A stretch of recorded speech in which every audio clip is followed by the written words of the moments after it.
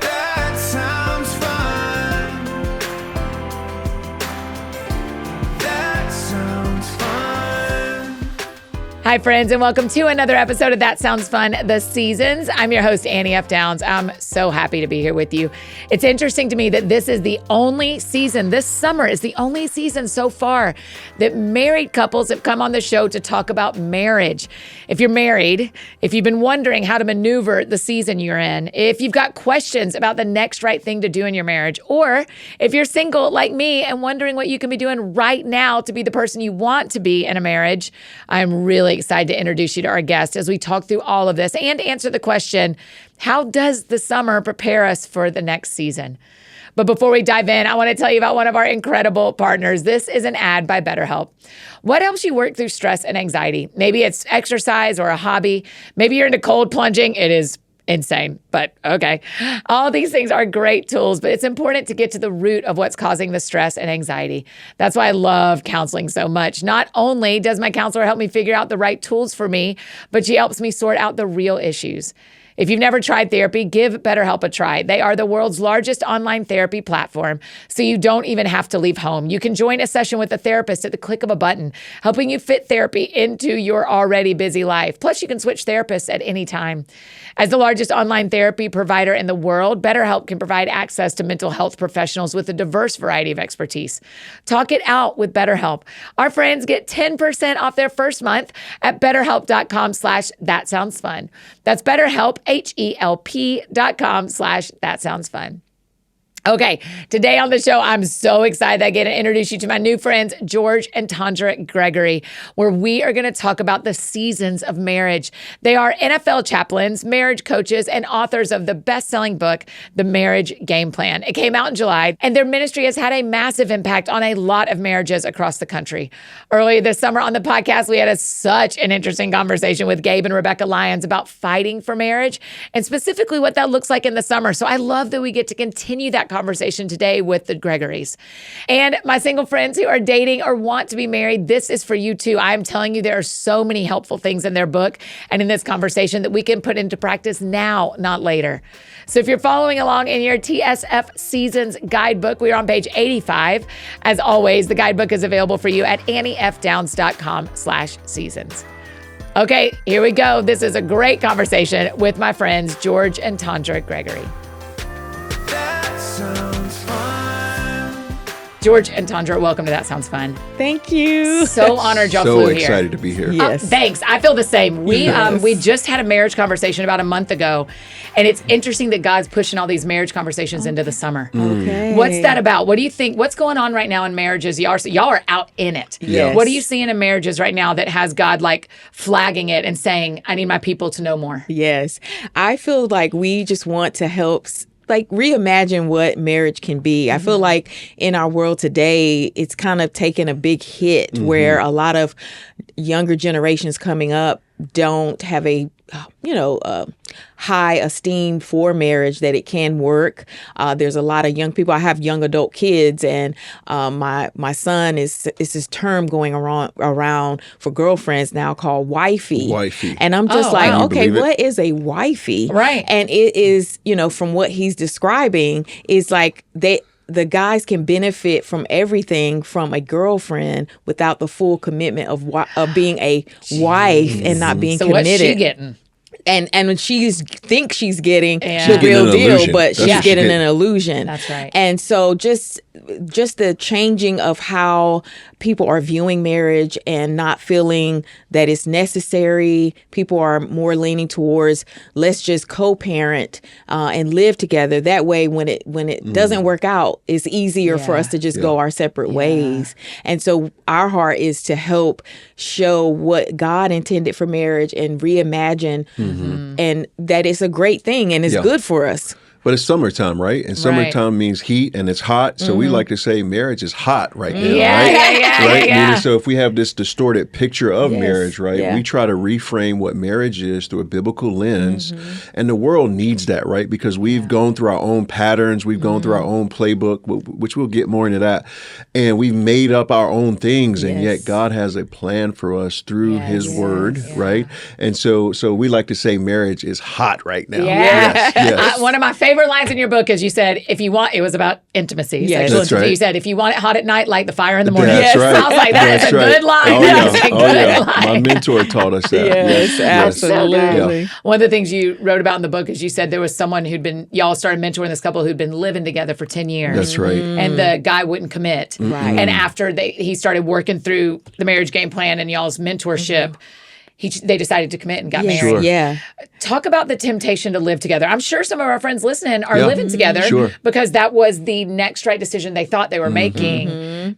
Tim Keller says 80% of those couples don't make it in the meaning of marriage. So tell me about why does that feel easier to live together, to be a wifey versus a wife? Yeah. Well, I think, it's easier to try to dip your toe in to see if, how warm it is or how cool it is.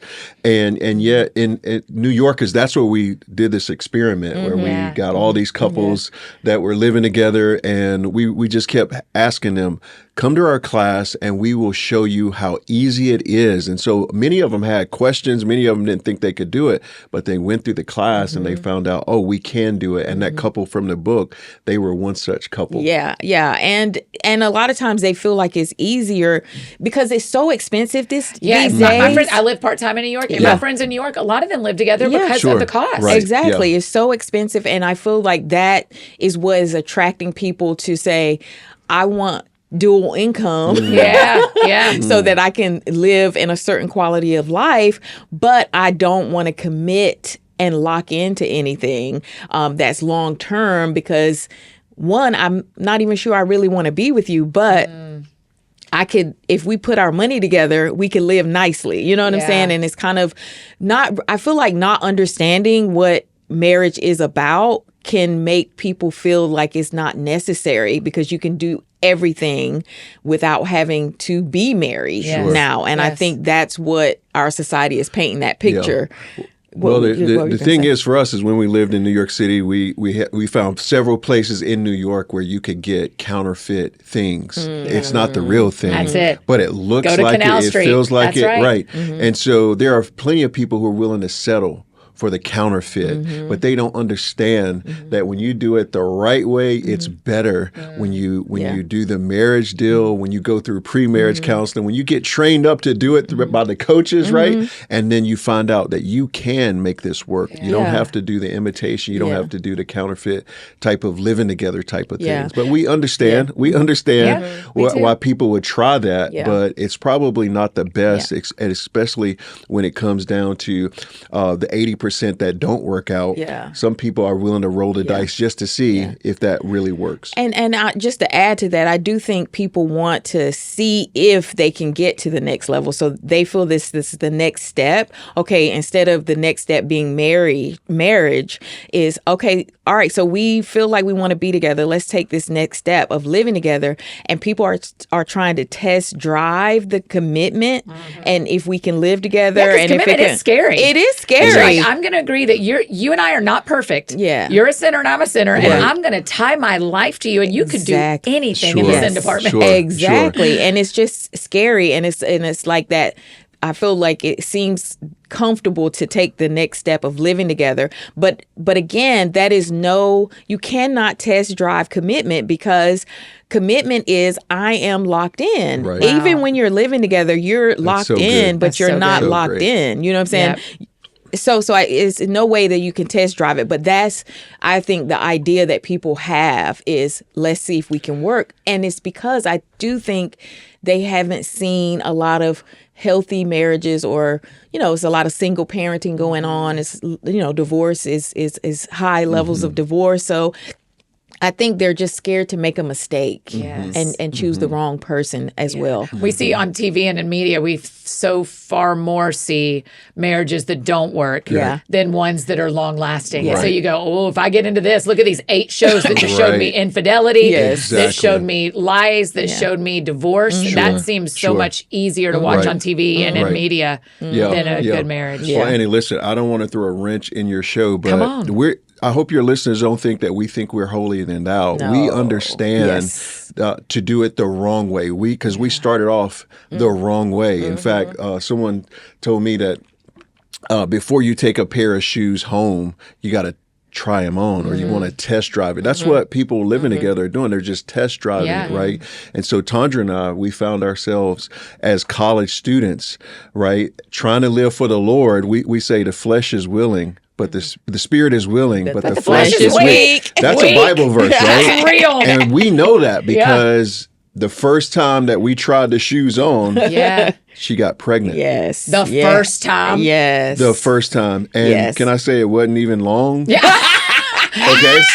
Wow. But it happened. Okay. Yes. And so what I'm saying is that one moment, that one encounter where we tried to supersede the order that was supposed to be, changed our whole lives for the good, but we struggled. Yeah. Because we found ourselves entering, my dad always taught me handle responsibility. Yeah. So I looked at this lady who I was best friends with, and I told her, I said, I'm not in love with you, but I love you. We're best friends. I'm going to roll the dice, and I want to marry you because I wanted to be near my son. And so what's at stake is this is life-changing things. It's not just, we live together or we, do marital type things. You're my wifey, but it's life consequential type deals, things that are being had. And so we don't want people to come across, we don't want to come across your audience as we're holier than thou when we say this. No, we've had to learn this. We went through the You can be pro hardships. without being holier than thou. That's Y'all are right. pros. That's Yes. Yeah. And I read in the book, y'all grew up in such different homes. And and so it's interesting. One of the things you talk a lot about, and I think as we're talking about changing seasons, people having seasons in marriage, but also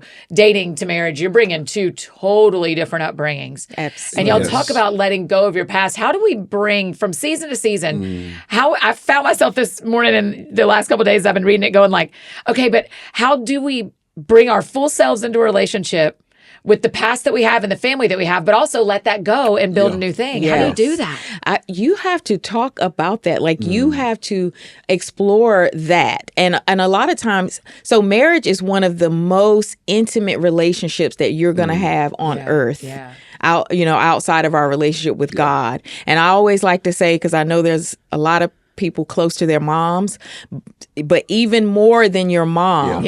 I know you feel like your mom knows you because she carried you, but I'm telling you, this marriage relationship is designed to go deeper. It's a natural reflection of our heavenly relationship. It's a natural. Our relationship reflects God in our interaction with our relationship with Him. And I do believe that the enemy is trying to come between this. And so we have to know like what we've been through, our circumstances, our beliefs, our expectations, our backgrounds that we came up in. We're bringing that into the marriage, right? And so George likes to say, "You're married to more than what's in front of you." Oh yeah, there's a line. You're married to more than you can see. Yes, That's right. A line more like that. than you can see and what's That's in front of you. So asking the right questions, exploring that. We got married because we were in a crisis and everything went so fast. And when the dust settled, that's when we realized, oh wow, we are so different. I don't even know how we can make this work. Right. Yeah. But we started asking questions, learning how to be married. That's another thing. Couples feel like, we love each other, we get married, and everything's supposed to work itself out. Right. No, the real work begins when you start figuring out all the baggage you brought in and working through all that. Yes, but when you think about what happens in a marriage, so communication is one of those things that are the top 3 reasons why divorce happens, right? Yeah. And when you think about expectations, when our expectations are not met, which that are so many people, they just have these verbal or nonverbal expectations. Well, when you come into your marriage and you think that your marriage is going to be like your parents' marriage or lack thereof, or the way that you grew up, or the way that you guys celebrated traditional things like Christmas and Easter and things like that. No, you have to create these new rhythms, right? And so I was so used to going home with my family and visiting my family, but we had a kid and us, and we had to adopt her mom into our family. So we wouldn't say, oh, we're at my family's house all the time, but we had to make sure that her side of the family got to see us, or the ways that we thought about how to, get up on a Saturday morning, right? She's a late sleeper. I'm an early riser. She's a early going to bedder. I'm a late, going to bedder. And so for us, I mean, we had to figure all this out. And so we had to bring change into our relationship, right? And we find that so many people, they don't want to grow. In fact, Tondra, this is my favorite, one of my favorite things about Tondra when we were first married. Because I'm a worker. I try to make us better and try to set goals and things of that nature. And I asked her, "Can we get better in this area?" And Tondra looked at me and she was like, "Oh, no, brother. You knew who I was when you married me." I was like, "Don't come try to change me. Don't try to change me now." You knew who I was. And Annie, I had to look at her and I said, "What are you talking about? In order to grow, you must change. You must evolve. You must expand." Right? Kids that are 1 and they're almost 2. They grow up, they expand. And so if you want to grow, if you don't want to grow, don't get married. Don't get into a relationship because it's not about you. We tell people, if it's about you, what do we tell them they can go? You have to go to Burger King. That's the only way you can get. You can get your Whopper any way you want it. But change is a part of being married, and a lot of people are resistant to change. But the sign that you're ready for marriage is your willingness to want to grow and change. One of my favorite counselors here in town, Stephen James, said, "I've been married 5 times to the same woman." He's like, "I've had 5 different marriages, but it's been the same woman the whole time." So I'm thinking about our married friends listening who are going, this guy I married 10 years ago, 5 years ago, he has a new hobby. He didn't have this hobby then. Now he's golfing all the time. Or he has a new job. I married him when he was working at a church, and now he's a marketing guy. As church guys do. They go to marketing. They switch what they market from Jesus to something else. And so how do you deal with that expectation of like, well, I thought I married that guy. He's changed. She's probably changed too. But how do you, I'm thinking about laying in bed at night and being like, what's happened? He's changed. What do you do?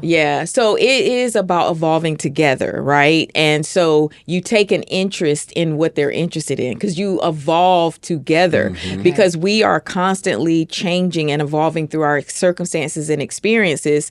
But if we are evolving and not having that cross interdependence, then we are growing more and more as individuals and growing apart. So what does that look like for golf? I don't want to play golf, but what if my dude plays golf? Okay, if your dude plays golf, then that means you want to support him in the golf, or you want to learn golf too. Okay. You might not golf as much as him. You might want to go to the putting green. You might, what I'm saying? You just want to go play putt-putt. Absolutely. Yes, if it's about you also asking questions and learning about golf. Like George loves plants. He's do you? The name plant guy? They're everywhere. Especially the succulent. We got them all over the place. That's right. And so he's very into the greenery and gardening, and I do more than that. I know, but that's one of your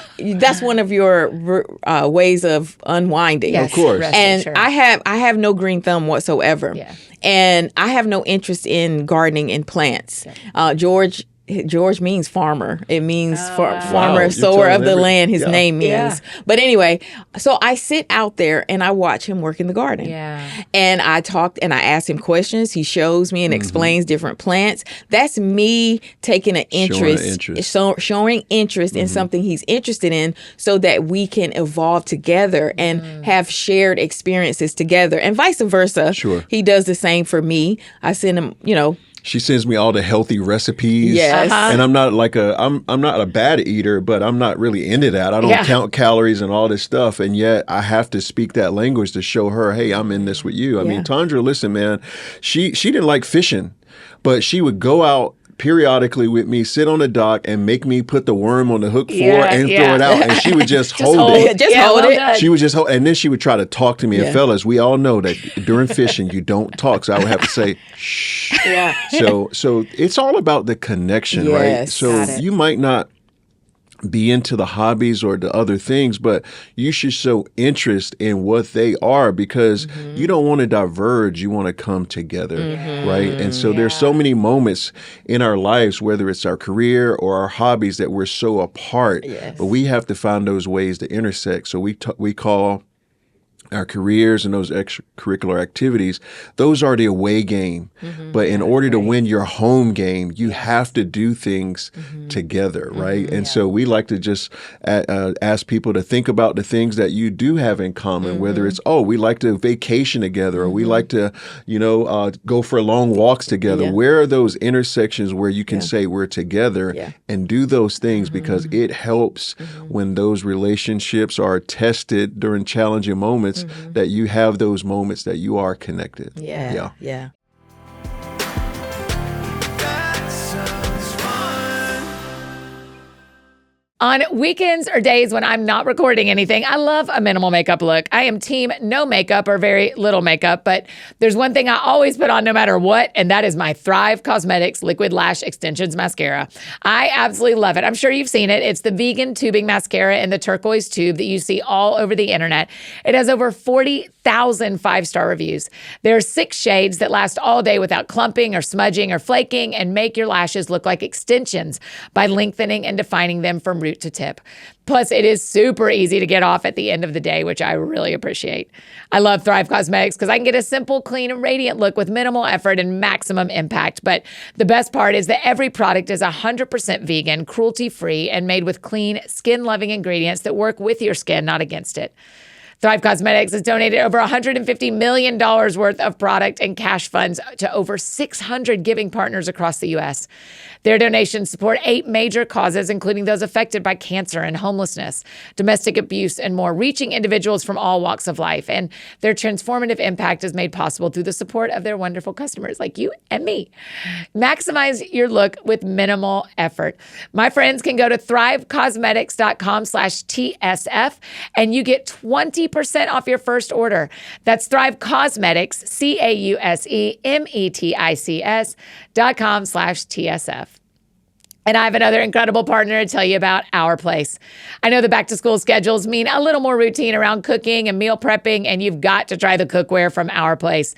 I love their pots and pans. Their cookware is so cute, like truly beautiful pieces you'll want to leave out on your stove. But even better, they're non-stick, super easy to clean, and totally free from toxins.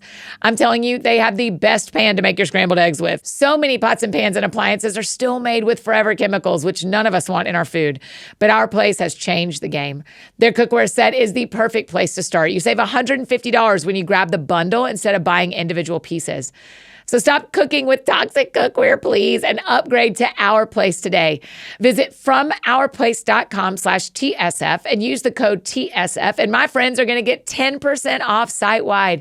With a 100-day risk-free trial, free shipping, and returns, you can experience this game-changing cookware with zero risk. That's FromOurPlace.com/TSF, and the code is TSF. Like, that sounds fun. Okay, now back to our conversation with George and Tondra.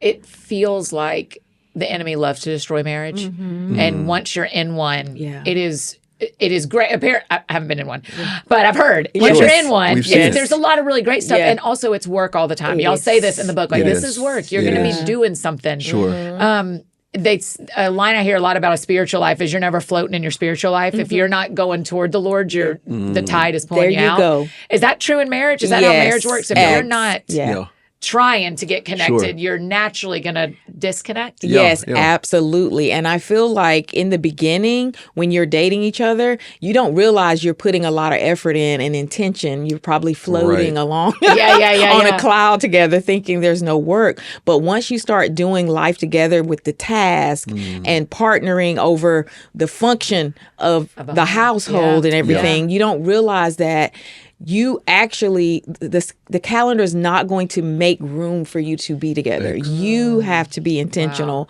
about making room for your relationship and making it a priority. And so, it is that natural drift, just getting caught in the routine and the mundane of doing life together, that you forget and put your relationship and your spouse on the back burner. And you have to guard against that. Y'all talk about how marriage is God's best selfie. Yes. It's one of my favorite lines from the book. Yeah. So will you talk for just a minute about what does God want for marriage and why does the enemy try to destroy it? Talk to me about the spiritual warfare. What does God want and why is the enemy always trying to bust it up? We know God, one of his principles and why he made marriage is really so we can reflect who he is to the world, right? So he does creation and then he makes marriage, and throughout Genesis, he talks this thing about, hey, be fruitful and multiply and subdue the earth. That means go all out and take over, right? And then he talks about that we share the gospel wherever we go. So that's when we say, well, wow, so we are representatives of who Christ is to the world today. They may never go to your church or come to a Bible study, but they will read you. They will read how you respond to your spouse, how you love or how you forgive and things of that nature. And so when we say marriage is God's best selfie,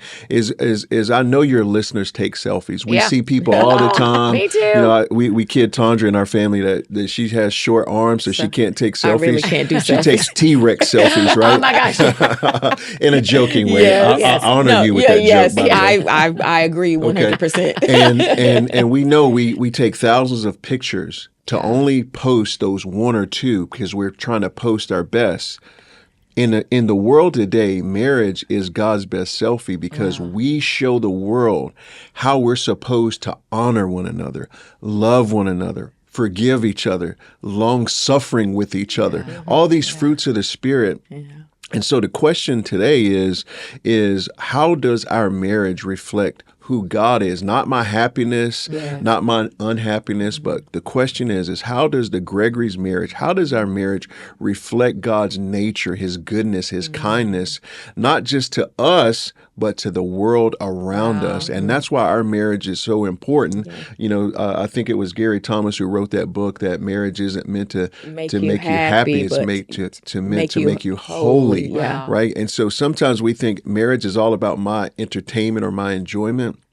But we like to think the long game for us is what are we leaving behind with our kids? Will they have a good reflection of who Christ is and marriage? Because the two go hand in hand. If you look at Scripture, right? Christ is the bridegroom. We, the church, is his bride. He says to marriages, do that. Emulate that. Husbands, die to yourself like Christ. Love your wife like Christ loves the church. I don't have to go back to church anymore. When I found that scripture, I said, man, this is what I need the Holy Spirit in my life to do for me for the rest of my life, is help me to love Tondra like you love the church. That's an assignment. And I will only add, like, so God chose the family to be the vehicle to pass his legacy, his nature, and his character from generation to generation. He could have chose anything, but he chose the family. And that's the weight that we have to have on us when we get married, is this is about God's nature, his legacy, and his character. And that is why the enemy is attacking marriages and families so rampantly in an effort to destroy or distort the image of God that's passed on. And so, and as a society, you know, it is, you know, we're struggling in that area. And that's why we want to say, no, we gotta know why God created it, what our role is in it, and feel that sense of responsibility and stewardship over God's nature and character and legacy. We are carrying that torch for our kids to see it, for our community to see it, for the world to see it. And that reflection, we need to make sure that it's the right reflection. Yeah, I'm going to say a thought to y'all, and y'all correct me if I'm wrong, but what I think I'm hearing you say is this idea of, like, for our friends who are married, going like, hey, today may be hard, but there is such a bigger purpose here than you and him or you and her. And so buckle down today. Eat your spaghetti together today. Be kind today. And this is a purpose. God is doing something bigger than just the two of you. And listen, we say wherever we go that we are pictures of God's grace, right? So if you're going through a tough season, right, most of us, we want to freak out. But when we ask for his grace, it's not to eject.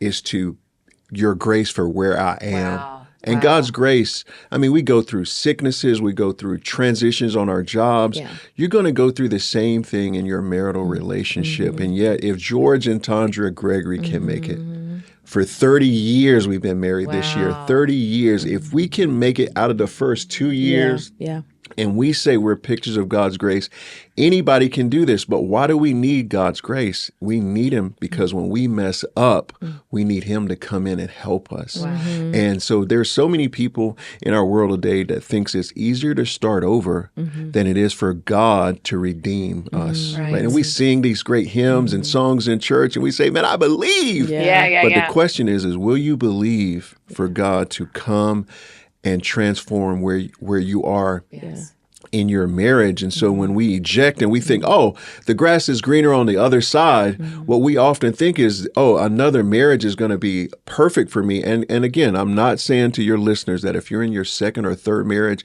that's bad. What we're saying is get it right this time. Whichever one you're in. Right. Because oftentimes we think, oh, we're leaving the problem, going to another greener pasture. And most of the time it's really we're taking the problems with us because we keep pointing the finger at each other. But many times if we just take responsibility for ourselves, I think we can become a better spouse to the other. Where do we even start? So there's a couple listening who's like, man, we're in a tough season. The math of 2 years out of 30, that's a great percentage. Sure. But year 1.5, you're miserable. I mean, that's so hard. That is a long time to be struggling in a marriage. And there are people who are going, hey, 50% of my marriage has been hard. Has been hard years. Where do you start today? Like the Marriage Game Plan is such a great book. USA Today bestseller. Congratulations. Thank you so much. Such a huge deal. Thank you. It is. It's a great place to start to make a plan. Sure. But what if we're like crying ourselves to sleep? Do we start here? Well, I think, what we would say is don't die in a sea of lifeguards. There's so much help out here for relationships that are struggling, right? We know this. We get training in everything, but do we want training in our marriage? Or so when we say that, don't die in a sea of lifeguards, many people die and drown because they simply don't want to cry out, help. They rather go underwater and be overwhelmed when we're saying, just raise your hand, seek the help that you need. The Marriage Game Plan is a help. It's a resource. It's not the only one. It's the hot one right now. So go out and buy that book, right? And yet there's so much help and there's hope. And so when you raise your hand, whether it's through pastoral counseling or professional counseling, Tondra's a professional counselor, whatever it is, that's where you start getting the help that you need, because many of us, we've not walked this path before. If it's our first time, it's our first time. If it's our second marriage, we've never been here before. So we need some help along the way. A coach can help you. Tondra is ready to jump in. This is a coach. Go. Well, I was going to just say, the definition of insanity is doing the same thing over and over and expecting a different outcome or a different result. And if your listeners are in a tough season right now, they have to do something different. That's right. George and I, like we said at the beginning of the hour here, that we went to the same marriage conference every year for 7 years straight. Now, this is a marriage conference that didn't do any new content. No.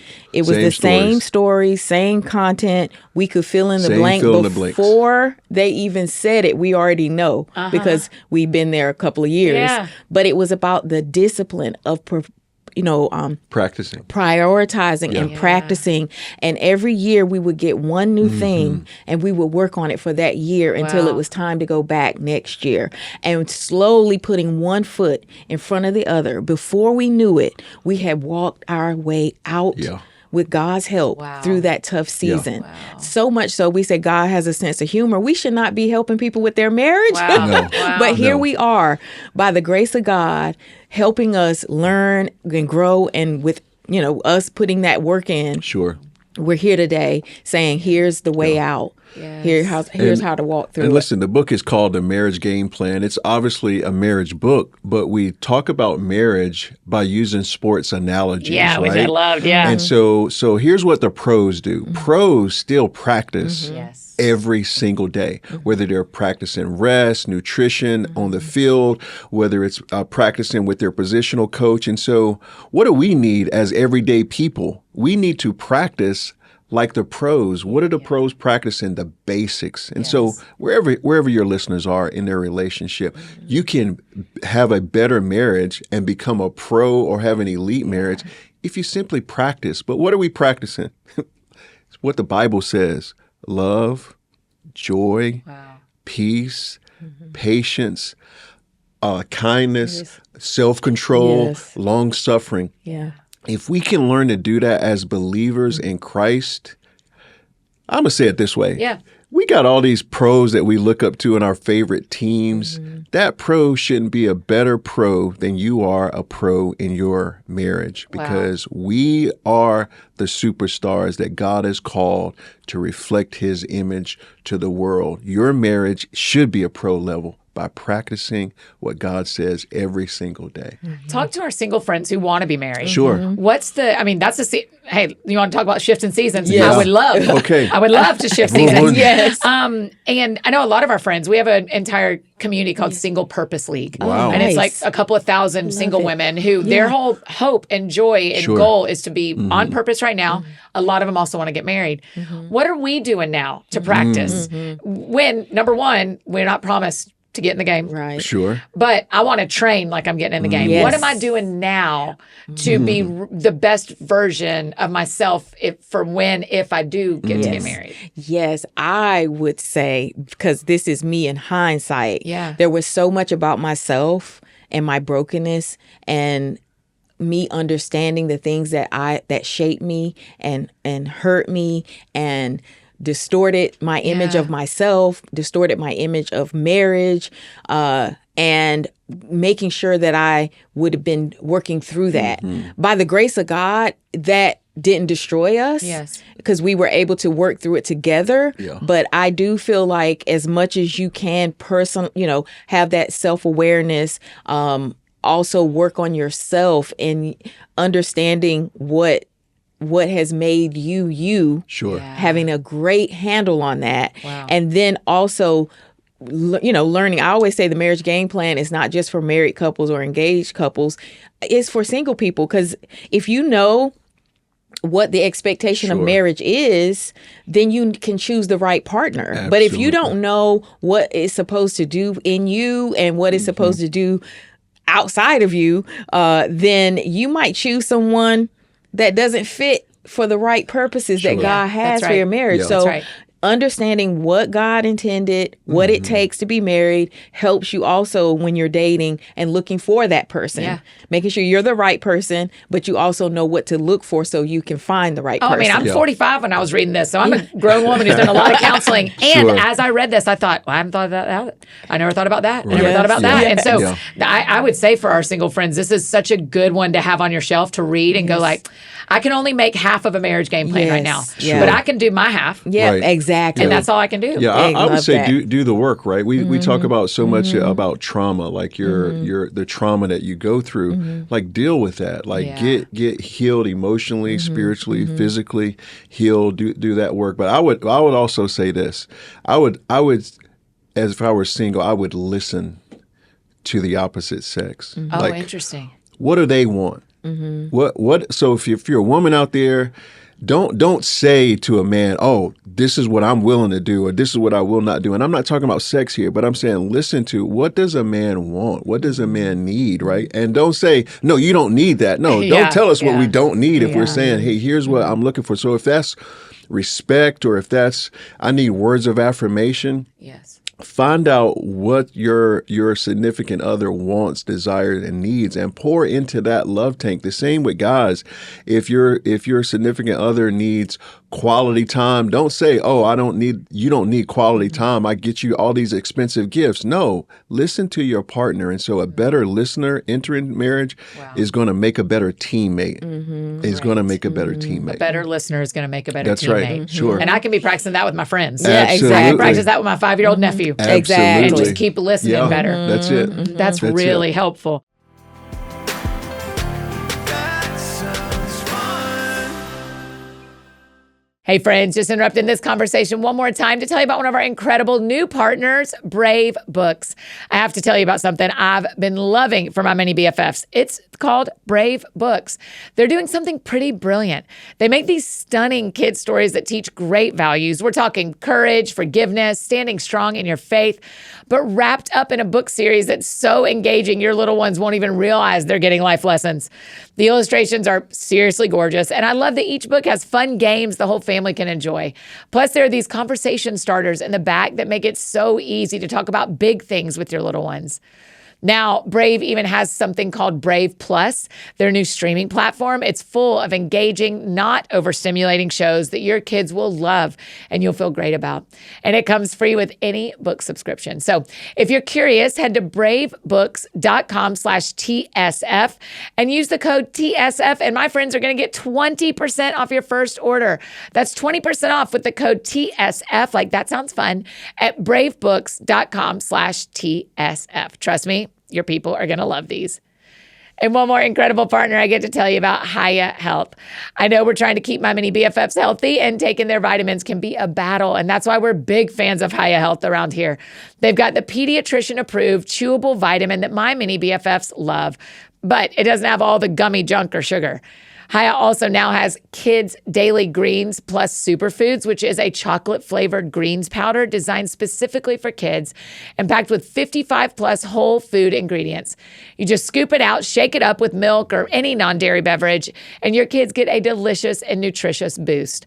On FaceTime, recently my nephew Sammy gave his superfood drinks, and I quote, 16 thumbs up, you guys, 16 thumbs up. That's a big endorsement for my favorite redhead. We've worked out a special deal with Hiya for their best-selling children's vitamin. You can get 50% off your first order. To claim this deal, you just have to go to hiyahealth.com/thatsoundsfun. Again, that's hiyahealth.com/thatsoundsfun. And now back to finish up our conversation with George and Tondra.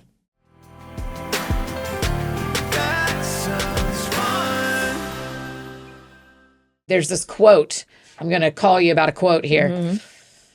Because your thoughts influence your emotions, behavior, and choices, what you think and how you think is critical to the life you live and the relationships you have. Mm-hmm. So for our married friends and our single friends, how is our thought life influencing our success, and particularly in romantic relationships? Oh, absolutely.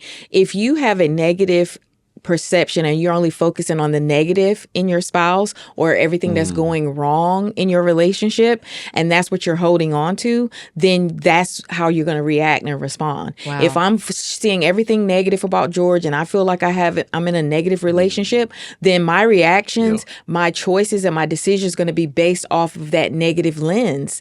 And so I'm going to react. Like one thing, like George, he used to, like he told you, he was trying to be the best self he can be. So he would always say, let's get better at this. Why don't you get some help with that? And I would immediately react to that in a way that I was like, so what you saying? I'm not good enough? Oh, yeah. You tell one of the stories in the book where he went and got help right after you had a baby. Yes, exactly. Yeah. And you were like, what are you doing? Yeah, exactly. Right. So again, it's about us making sure that we are changing the way we're viewing, and the way we can do that is looking at the things we appreciate about each other. Victory Mondays. What's going right? You did read the book. I'm telling you. I have a group. There's a group of about 6 of us that eat dinner together on Monday nights, and I texted the couple that leads, and I said, should we start calling this Victory Mondays and talk more about what we appreciate? Come on. I texted them this morning. Yeah. Hey, for all your listeners, Victory Mondays, or in sports, whenever a team wins, the coach comes in and says, oh, you get tomorrow off. So it doesn't have to be Victory Mondays. It could be Victory Thursdays or Wednesdays, whatever it is.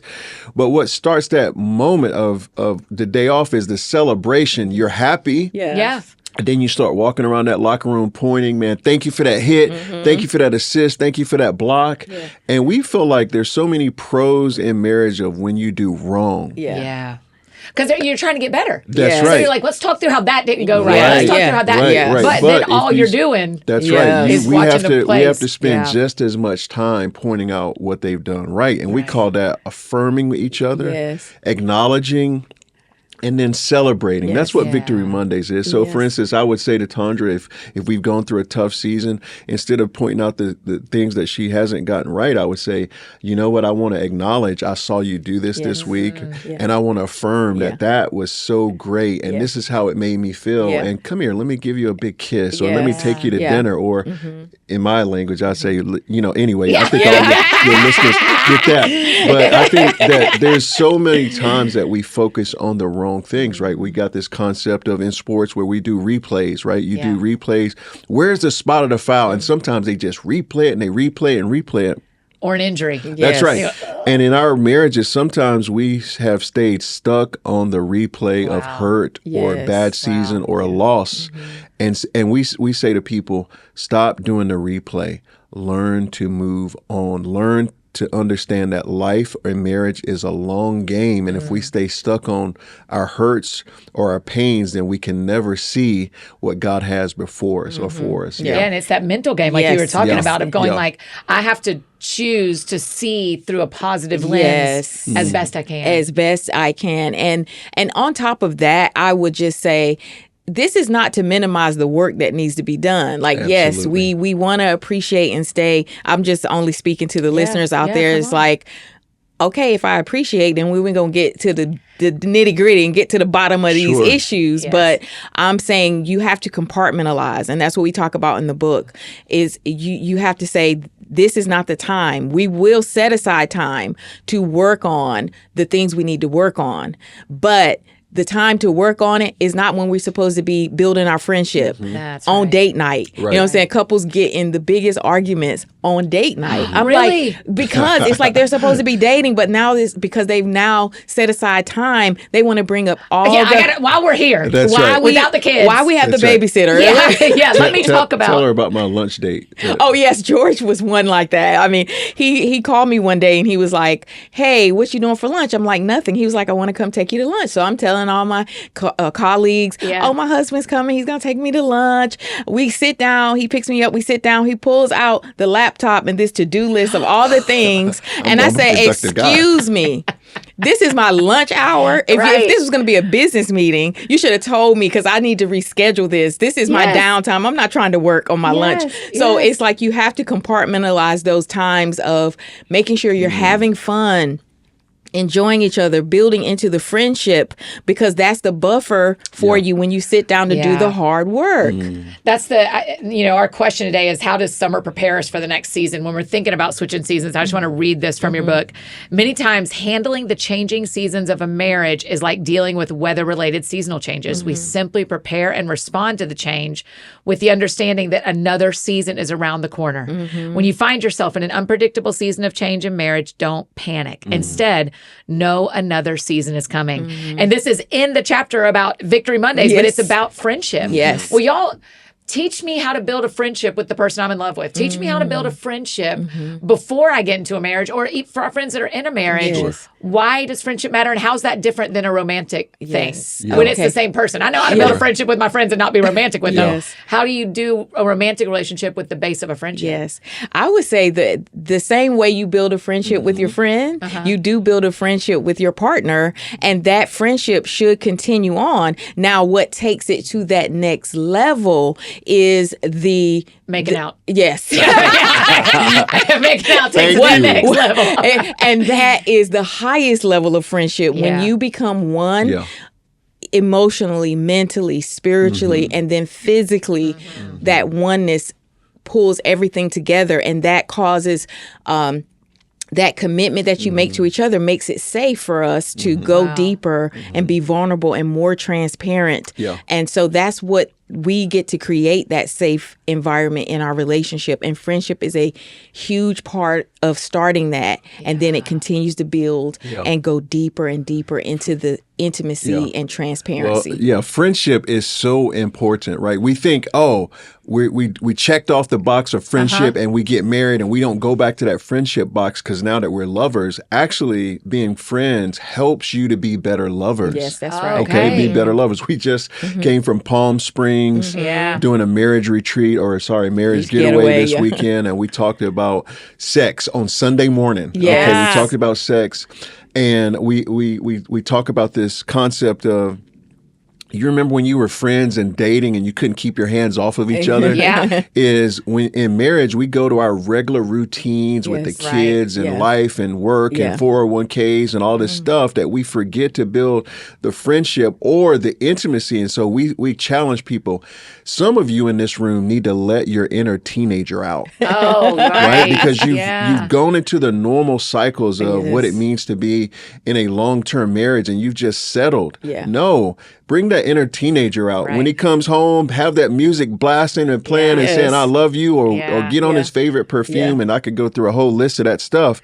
But remember, intimacy is built off of a deep friendship. So, for instance, with Tondra and I, we're always checking in with each other about our friendship, right? We go on long walks, we go on long talks. I'm constantly checking in on her now season. That's another thing. Wow. Friendship is now. It's not, I know everything about you. I married you. I don't have to talk to you anymore. So I need to know now, hey, who's your friends now? Who do you talk to the most? Or what are your deepest fears? Or, hey, how could I be a better husband to you? Because we're always changing seasons, right? We talked about body changes earlier, you know, and we talked about, I mean, look, if your audience is watching this, I don't have as much hair as I used to have. You know, there's a lot of things that change in your relationship, but friendship helps when those constant changes come, because just like the seasons, your life is going to change. You don't have any control over that. In football, we say, control what you can control. In marriage, you can control building a friendship every single day. So for our dating friends who can't keep their hands off each other right now, you know, they're the ones who, especially when you think about my age bracket, the people who are meeting people in their late 30s, 40s and on, we aren't going to be friends for 4 years first. Right. It's not like a college friend Sure. where, Exactly. where you're like, I'm not out here looking for another friend. Exactly. And so for those friends of ours who are dating, what does it look like to build a friendship while you're dating that'll pay off in the marriage season? Is it going on walks and not touching each other? Is it what's the advice around building a good friendship while you're dating? Yes, I think it's shared experiences that you're doing. And I know, you know, you don't need to be sharing a room. You know what I'm saying? Right. If you want, if you like traveling or whatever, go in groups and all of those things. But it's worth the money for 2 rooms. Yes, 2 rooms. But have shared experiences. Learn new things together. Have those long talks. Not texting. I know the new generation now, boy, they can get in an argument on text. I'm like, that's not good communication. There's so much left out. But yeah, having those deep talks, like getting to know each other in the deep way, not just talking about when you want to get married. That's right. That's right. Which is a temptation, right? Just to be like, I think you're so great. When are we going to do this? Yes. But what makes you smile? How do you what does a fun day look like to you? How do you handle stress? Like you have to know, I tell my kids, when you're dating someone, it's good to see them in all 4 seasons. You don't know if they're the person for you. You need to date them through all 4 seasons. And that's with the seasons, but I'm just saying long enough so that you can see them in tough times, happy times. How do they deal with stress? How do they deal with disappointment? You know what I'm saying? You need to see all of those things. And so that's how you're doing that friendship. How do you show up when they are having a bad day? Or how do you encourage one another when you're going through a tough season? Like all of those things are the ways you can focus on friendship and not just. But Tondra, I'm 45. Don't make me date a year. Do I have to date a year when I meet somebody? Hey, I was just using that for my young kids. Okay, great. Right. But when you have lived life for a longer time and you know yourself more and you know what you're looking for, those seasons can go through faster. You see what I'm saying? Because you're there's already a medium. You don't have to go for a year, but you also need to know 2 days in. But if you're 23, you need to go through the whole shorts and pants. Because you don't need. You think you know yourself at 23. You do not. I also think that it doesn't matter, you know, what age you are, like with trying to build this friendship with somebody who you might want to have a future with, right? Sometimes in dating, we only put our best self, we're talking about selfies, right? Yeah. We only put our best self out there, which is No, like let them see the ugly. Like That's true. Like let them see, meaning talk deeper. Talk about your failures. Talk about your insecurities. Talk about your trauma, because that's when they learn. Here's what I'm marrying, or here's what I'm getting into this relationship with. This is how I can journey with you. So if I have a past in sexual abuse, talk to them about that. Let them know. I'm sensitive in this area, or this is what happened. Or let's say if you had your father wasn't in your life, talk about those things. Why? Is to go deeper, says, I'm building vulnerability and trust. Yes. And that's what a friend is. A friend, it will stick with you through thick and thin. Yes. And if we're going to have the friendships of opposite sex that maybe will become our future, don't wait. Yeah. Go ahead and talk about those things, because it's only going to help you. I want our friends to read the future. book, because the part y'all do about vulnerability and transparency together, that was meaningful to me. The idea, one feels, we are probably inclined to be one or the other. Yeah, Right. exactly. But putting them together is what Sure. actually builds the friendship that Sure. builds the marriage. Yeah. Absolutely. Okay, so I'm thinking about our friends listening. They're going to get the book, Marriage Game Plan, but now they're like, how do we go on these marriage getaways? How do we get more from George and Tondra? Where else can they find resources from y'all or get involved in that stuff? Yes. Yeah. So our website is called journeyforlifenow.org. Okay. Right. You can go to our website. We're also starting a new podcast Yes. called the Marriage Game Plan Podcast, Yes. where we're going to interview couples and talk about, hey, so when you went through that season, what was your game plan? Right. So real life experiences. We're all on social media. You can follow us at Journey for Life Now, at Journey for Life Now. But there's getaways that we do. There's retreats that we do. We come to your church, we speak. And so there's a lot of ways to connect with George and Tondra. Yes. And so follow us, and you can, we'll share all the links. Yes. Sure. Yeah. That's great.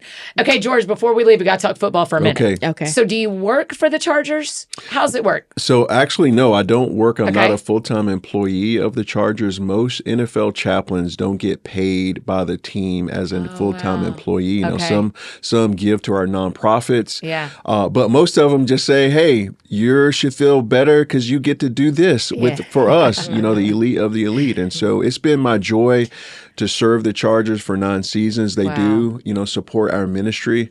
But man, just to be able to walk with those men and their wives and the front office staff. We don't just do players, we do coaches. Amazing. We do coaches and girlfriends of the wives, of the players. Yes. We do the wives and girlfriends of the players. Yes. We do front office. We do couple Amazing. stuff. Yeah. We do a full service stop for the LA Chargers. But we do have, that's our nonprofit marriage ministry, is where we run everything through. And that's how we get our funding, is through our nonprofit. Yeah. How are the Chargers going to be this year?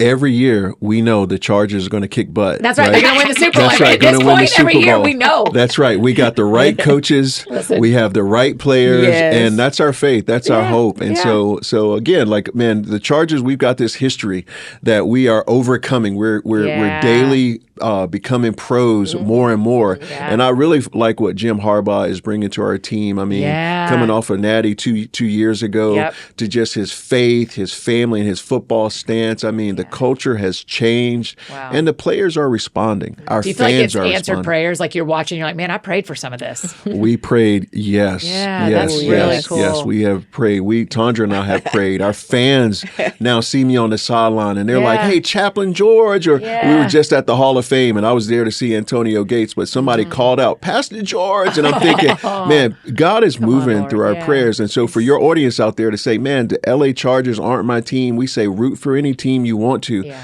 But pray for what's happening on the LA Chargers. People are getting saved. People are getting baptized. Their relationships are getting trained to have the long game. And also some of them are being restored. And so pray for the LA Chargers. God is moving on our team. I'm an Atlanta Falcons fan. I grew up in Atlanta. And I say there's not a more painful relationship in my life, because every year they tell me it's going to be our year. And every year they break my heart. And then you know what I do? I come back. Well, that's on me. That's right. I keep coming back. But the Bible says what faith is. It's the evidence of things hoped for, right? The things that's not and Jesus seen, said, right? forgive 77 times 7. So I got a few more years before the Falcons are cut for me. Even when I moved, I've lived here 18 years. And I still can't quit the Falcons. It's the red and black. I can't quit the red and black. It's Georgia. It's Falcons. But I just loved them. So, okay. So just real quick, will you explain the marriage game plan? Tell us how to is it something you actually want us to write down? Yes. Sure. Yes. Yeah. So the game plan, the marriage game plan is not just a book that you read, Right. but it's a book. We have a putting it into practice section because we want you to put it into practice, not just read about it. Right. And there is a QR code for you to get personalized coaching on each of those chapters as well. Every chapter. And at the end of every chapter, if you do the putting it into practice sections, what you don't realize that you're doing is you are working on building your marriage game plan. And by the time you get to chapter 10, in chapter 10, it helps you pull everything together so that you can have your very own marriage game plan and you can refer back to as needed or adjust as needed as life happens. Yes. So we want it to live on and not just you leave it right there and forget about it. I mean, the thing I love about this book is, I mean, the front cover is like literally like a playbook front cover, right? I love it. But the thing I like about it is interactive. It's not just you reading your book as a spouse or wife. It's also your husband interacting. And it's not just us telling you what to do in your marriage.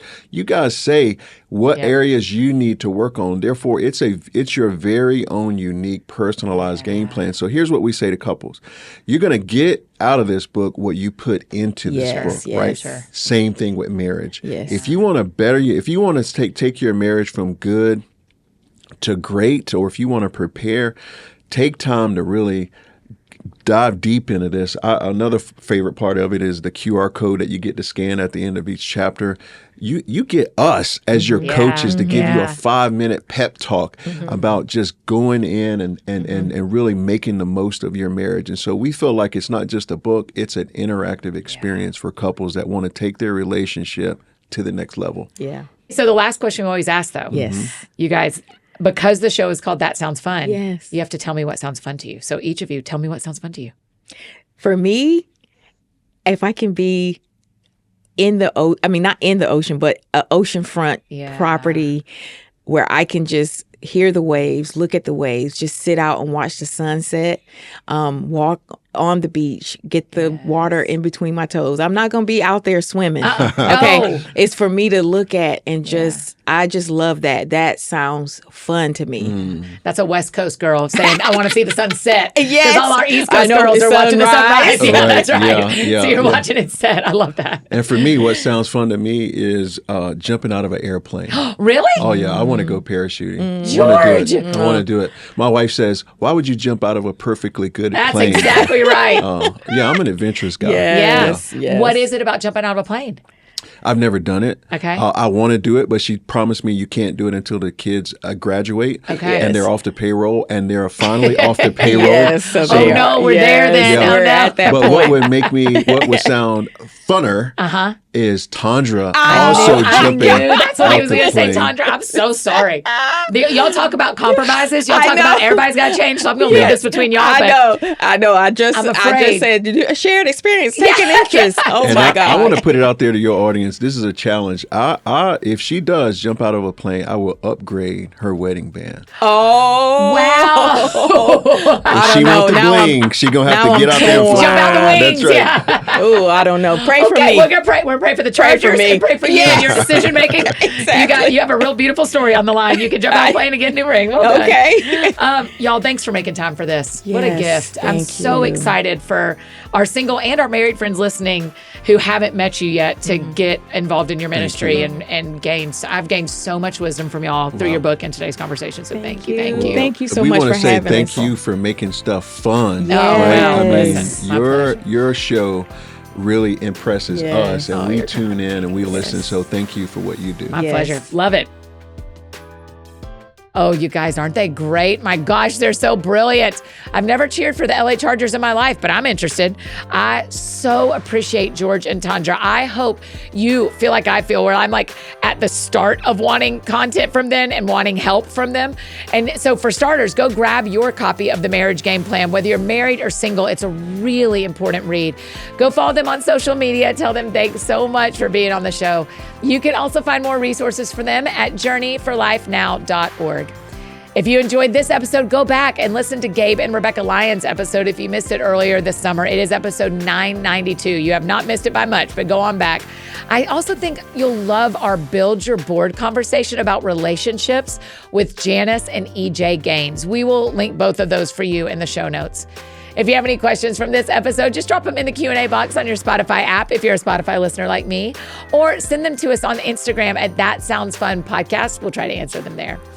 If you need anything else from me, you know I'm embarrassingly easy to find. Annie F. Downs on Instagram, Twitter, Facebook, TikTok, anywhere you may need me. That's where you can find me. And I think that's it for me today, friends. Go out or stay home. Do something that sounds fun to you, and I will do the same. Gosh, today what sounds fun to me? I want to go on a walk at Radnor Lake, but I need to give y'all there's two very important updates about Radnor. Number one, a baby eagle, an eaglet, fell out of the tree and died. It's been the center of Radnor Lake's Instagram account, so you can check that out. Number two, half the trails are closed currently. So if you're out there walking, we're probably walking on the same trail. Y'all have a great week. We'll actually see you back here on Thursday for a bonus episode where my COO, Ashley, and I are going to sit down and answer all the business and leadership questions that you guys emailed us back in the spring. So join us for that on Thursday. I think you'll really enjoy it. Y'all have a great week. That sounds fun. That sounds fun. Oh, that sounds fun. Check 1, 2 on the microphone. Annie F. Downs in your car to your home. Every week it's something new. A deep talk or an interview. She'll make you laugh, she'll make you cry. When it's dark out, she's a light. When you're down, get you feeling right. Oh man, that sounds fun. That sounds fun. That sounds fun. Oh.